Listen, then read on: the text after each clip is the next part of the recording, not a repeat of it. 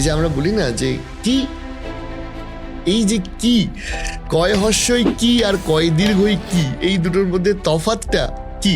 বিষয়টি আমার মতে জানাও প্রয়োজন এবং জানতে গেলে বেশি পরিশ্রম লাগে না। 1 মিনিটের একটি আলোচনা শুনলেই বোঝা যায়।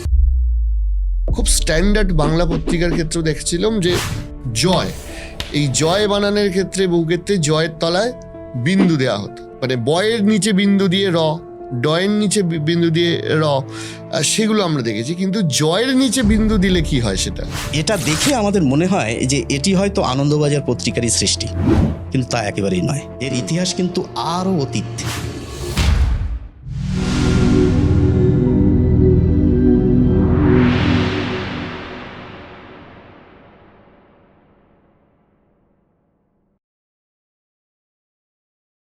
আপনার যে ভিডিও টপিক এবং আপনার যে ভিডিওগুলো হয় যেগুলো আমরা দেখি, সেগুলো খুবই ইন্টারেস্টিং আমার নিজের ব্যক্তিগতভাবে রেখেছে। আমি জানি না বাংলা নিয়ে কাজ করেন, ইন্টারেস্টিং বলবো নাকি অন্য কোনো শব্দ বলবো যে খুব আকর্ষণীয় লাগে, ঠিক আছে। তো যাই হোক, যেটা বিষয় সেটা হচ্ছে যে আপনি আমাকে একটা কথা বলুন যে এই প্রকৃতি এবং বর্ণমালা, এই দুটো নিয়ে ভিডিও করার যে ইচ্ছা, হ্যাঁ, বা ভাবনা চিন্তা, এটা কি মানে আপনি একজন ডিজিটালে একজন কন্টেন্ট ক্রিয়েটার হবেন বলে করেছিলেন, নাকি একদম নিখাত মজার ছলে শুরু করা? লকডাউন। আচ্ছা, বহু কন্টেন্ট ক্রিয়েটারের জন্মের মতো আপনারও লকডাউনে জন্ম। লকডাউনে বসে রয়েছি, ভয়ে আছি, ছেলে মেয়েদের বাইরে বের করতে পারছি না, নিজে বাইরে বেরোচ্ছি না, কি করব। তো মজার ছলেই প্রথম একটি ভিডিও তৈরি করলাম এবং প্রথম ভিডিওই মিলিয়ন ভিউজ এবং প্রচুর প্রচুর মানুষের কাছ থেকে উৎসাহ পেলাম। তখন সেইখান থেকেই আর কি যাত্রা শুরু। কিন্তু এটা আমার প্রফেশন নয়, আমি আনন্দ পাই এই কাজটি। আপনি শিক্ষকতার সাথে যুক্ত বলছিলেন, যেটা আমি এই সূত্রেই একটু ছাত্রের মতো আপনাকে জিজ্ঞেস করবো। সেটা হচ্ছে যে এই যে আমরা বলি না যে কি, সো এই যে কি, এই কিতে কয় হর্ষই কি আর কয় দীর্ঘই কি, বা বিভিন্ন ক্ষেত্রে আমাদের একটা সব থেকে বড় কনফিউশন থাকে, সেটা হচ্ছে হর্ষই আর দীর্ঘই এর কনফিউশন, যেটা নিয়ে প্রায় মোহনবাগান ইস্ট বেঙ্গলের মতো সম্পর্ক হয়ে গেছে এখন। সো এই কয় হর্ষই কি আর কয় দীর্ঘই কি, এই দুটোর মধ্যে তফাৎটা কি? ব্যাপারটি কি জানেন তো, এটি সত্যি আমি এই বিষয়টি নিয়ে 2-3 বার আলোচনা করেছি এবং প্রত্যেকবারই কিন্তু প্রচুর প্রচুর মানুষ এটি দেখেন এবং বলেন যে উপকৃত হয়েছি। বিষয়টি আমার মতে জানাও প্রয়োজন এবং জানতে গেলে বেশি পরিশ্রম লাগে না। 1 মিনিটের একটি আলোচনা শুনলেই বোঝা যায়।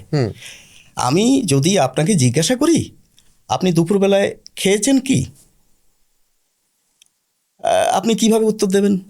মাথা নেড়ে উত্তর দেবেন, ঘাড় নেড়ে উত্তর দেবেন, অথবা কি বলবেন, হ্যাঁ অথবা না। খেয়ে থাকলে বলবেন হ্যাঁ খেয়েছি, না খেয়ে থাকলে বলবেন খাইনি। অর্থাৎ এই যে কি, ভাত খেয়েছো কি, হ্যাঁ অথবা না দিয়ে সারতে পারছি, অথবা ঘাড় নেড়েও সারতে পারছি। এই কিতে আমরা হ্রস্ব ইকার লাগাবো, কয় হ্রস্ব ইকার। আর যেখানে আমরা ঘাড় নেড়ে অথবা হ্যাঁ না এর মাধ্যমে উত্তর দিতে পারবো না, যদি আপনাকে জিজ্ঞাসা করি আমাদের ভারতের রাজধানী কি, আপনি হ্যাঁ না দিয়ে উত্তর দিতে পারবেন না, ঘাড় নেড়ে উত্তর দিতে পারবেন না। আপনাকে অতিরিক্ত একটি শব্দের প্রয়োজন হবে। এই অতিরিক্ত শব্দের প্রয়োজন হলেই আমরা সেখানে কয় দীর্ঘ ইকার ব্যবহার করব। তো আশা করি এইটুকু আলোচনা শুনলেই বিষয়টা পরিষ্কার হয়ে যায়।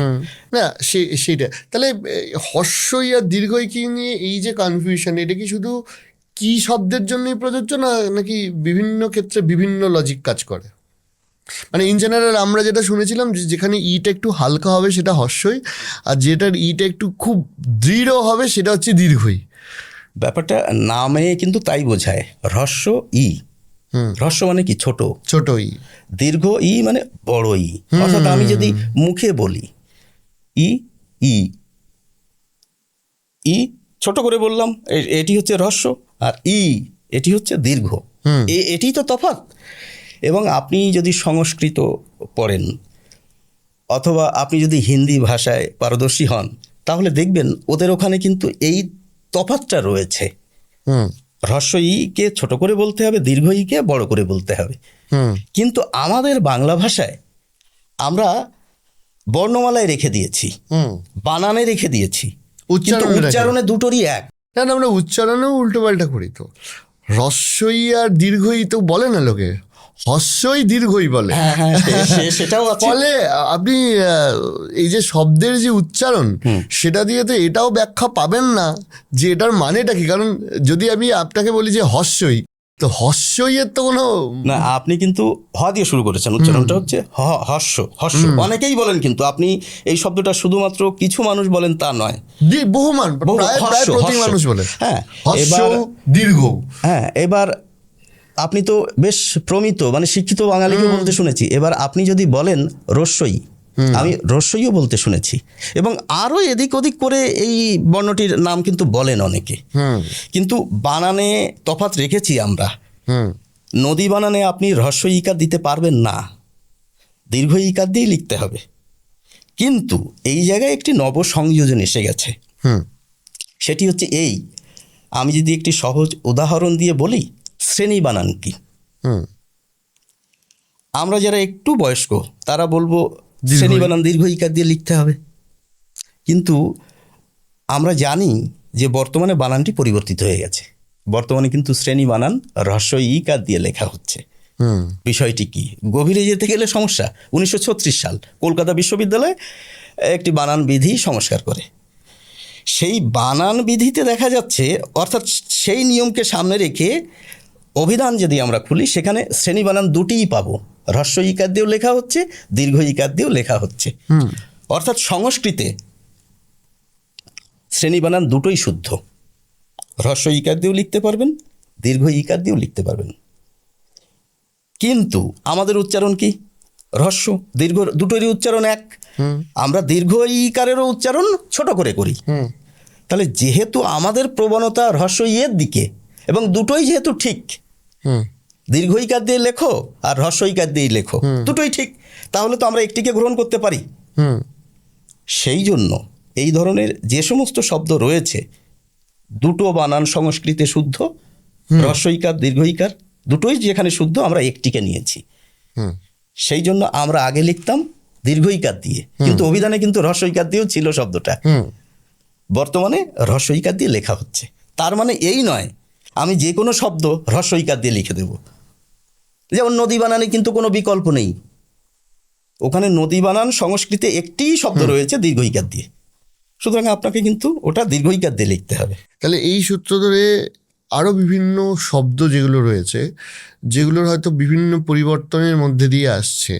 যেমন আমরা আপনার সাথে যখন কথা হচ্ছিল, আপনি বলছিলেন যে বহু জায়গায় বা বেশ কিছু জায়গায়, মানে একটি বড় পত্রিকা, মানে যাদের বানানগুলোকে নিয়েও একটা বাংলার একটা ল্যান্ডমার্ক হিসেবে, বেঞ্চমার্ক হিসেবে ধরা যেতে পারে যে এরা কেন লিখছে, সেই ধরনের খুব স্ট্যান্ডার্ড বাংলা পত্রিকার ক্ষেত্রেও দেখছিলাম যে জয়, এই জয় বানানের ক্ষেত্রে বহু ক্ষেত্রে জয়ের তলায় বিন্দু দেওয়া হতো। কিন্তু অথচ আমরা যে বর্ণ পরিচয়ে পড়েছি তাতে কোনো মানে রয়ের নিচে বা ডয়ের নিচে, মানে বয়ের নিচে বিন্দু দিয়ে র, ডয়ের নিচে বিন্দু দিয়ে র, সেগুলো আমরা দেখেছি। কিন্তু জয়ের নিচে বিন্দু দিলে কি হয় সেটা? এটি আনন্দবাজার পত্রিকা এটি ব্যবহার করে, এবং আনন্দবাজারকে দেখা দেখি আরও কয়েকটি পত্রপত্রিকা এটি ব্যবহার করেন। এবার এটা দেখে আমাদের মনে হয় যে এটি হয়তো আনন্দবাজার পত্রিকারই সৃষ্টি, কিন্তু তা একেবারেই নয়। এর ইতিহাস কিন্তু আরও অতীত। আমি যে বললাম একটু আগে 1936 সাল কলকাতা বিশ্ববিদ্যালয় একটি বানান সংস্কার করেছিল, সেখানে কিন্তু এই কথাটি ছিল, জয়ের নিচে ফুটকি দেওয়া যেতে পারে। আনন্দবাজার সেটি গ্রহণ করেছে, সুতরাং আনন্দবাজার কিন্তু এটি তৈরি করেনি। এবং আপনি ইতিহাসের আরও আগে গেলে এটা নিয়ে আলোচনা পাবেন। আচ্ছা, এটা আনন্দবাজারের সৃষ্টি নয়। না, আমি সেটাই জিজ্ঞেস করছি, এই জয়ের নিচে ফুটকির অর্থটা কি? দেখুন, আমি যদি বলি জামা বানান কি, বর্গীয় জয় আকার ময়াকার, জামা, জ জ জ। এবার জয়ের নিচে যদি একটি ফুটকি লাগিয়ে দিই, তাহলে তার উচ্চারণ কেমন হবে? এই তো ব্যাপার। তখন হবে জ। আচ্ছা, জ। প্রথমে বলছিলাম জ, পরেরটি হচ্ছে জ। তো এই জটাই আমরা কোথায় লাগাই? ধরুন আমি একটি সহজ উদাহরণ দিয়ে যদি বলি, চিড়িয়াখানাকে ইংরেজিতে কি বলে? ZOO। ওই যে আপনি জু বলছেন, অর্থাৎ যে উচ্চারণটি আপনি করছেন সেটি কিন্তু জয়ের নিচে ফুটকি দিয়ে হয়। আচ্ছা। এবং অভিধানে আপনি কিন্তু ভালো অভিধানে যদি আপনি খোঁজেন এই জু এর উচ্চারণ কি, দেখবেন ওখানেও কিন্তু লেখা রয়েছে জয়ের নিচে ফুটকি দিয়ে। আচ্ছা। হ্যাঁ, এই হচ্ছে ব্যাপার। টাটা কোম্পানির একটি জামা কাপড়ের এখন দোকান খুব বিখ্যাত হয়ে গেছে, যাদেরকে আপনার এই ভিডিওটি পাঠাতে হবে। কোম্পানির নাম হচ্ছে জুডিও। আচ্ছা আচ্ছা, আচ্ছা। না, তবে আমি যে শুধু জেড এর পরিবর্তে এটি বসালাম বা বলে দিলাম তা কিন্তু নয়। অনেক আঞ্চলিক উচ্চারণেও আপনারা কিন্তু এটি শুনতে পাবেন। জল না বলে বলছে জল। তো আপনি বলবেন যে এখানে এটি নিয়ে আলোচনা করার প্রয়োজন কি? তো আলোচনাগুলি ব্যাকরণ বইতে আপনি যখন ধ্বনি চর্চা করব বা ধ্বনি চর্চা রয়েছে যেখানে, সেখানে কিন্তু ওই জয় নিচে ফুটকি রয়েছে, ব্যাকরণ বইতে পাবেন। এবার শুধুমাত্র ব্যাকরণ বইতে এটা তো নয়, আপনি যখন নাটক, কবিতায় বিশেষ কোনো সংলাপ রয়েছে, তখন তো ওই বিশেষ উচ্চারণটা প্রয়োজন হতে পারে। একজন বিশেষ তখন তার চরিত্রের কণ্ঠে আপনাকে বলতে হবে জল খাবো, তখন এই বোঝার জন্য এটা করলে তখন কিন্তু এগুলি প্রয়োজন স্ক্রিপ্টের আছে। জন্য। হ্যাঁ।